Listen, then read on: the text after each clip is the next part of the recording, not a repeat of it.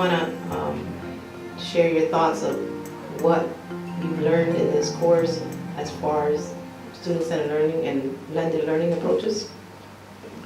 What I've learned in No Child Held Back is that that's a recipe for success.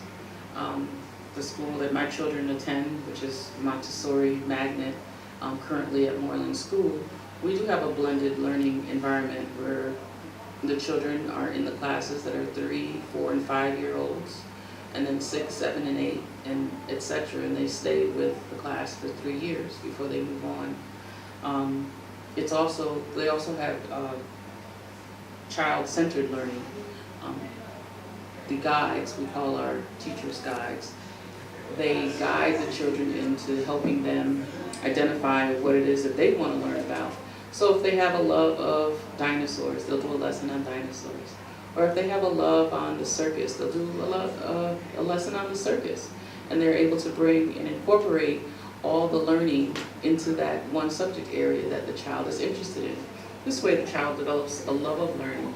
And it's very supportive of the children, and they learn better because they develop that love of learning. Talk a little bit about the No Child Held Back, because that's something that we learned in the course. And LaShawn, I know you just joined us, but if you can talk a little bit about that and how that mindset from the No Child Left Behind to the No Child Held Back has kind of like changed your mindset on how education should work.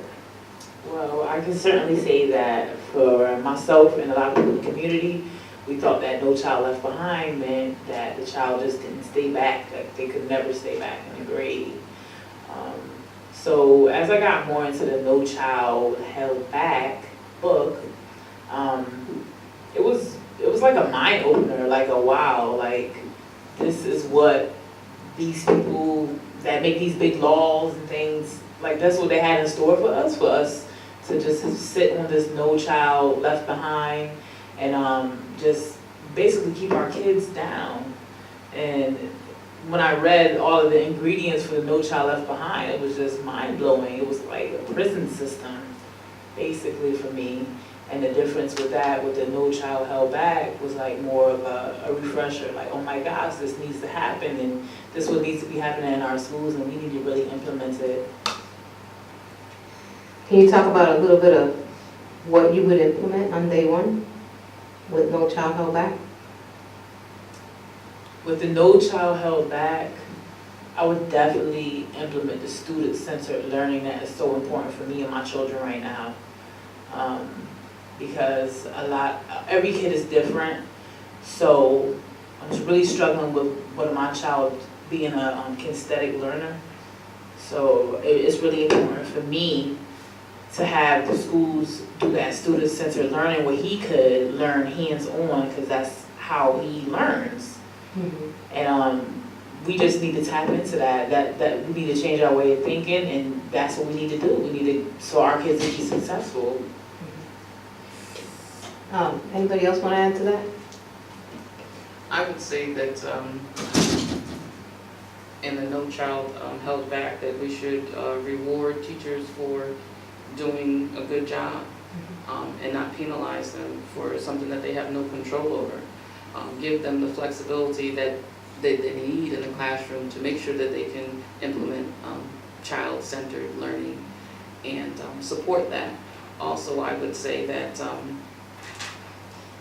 it's a very different way of looking at things, but if we all keep the children first, everyone will come to the table and say, yes, no child should be held back, but all children should have an opportunity to thrive.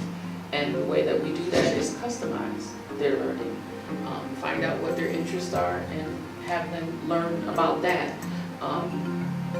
There's just so many aspects of this new way of thinking.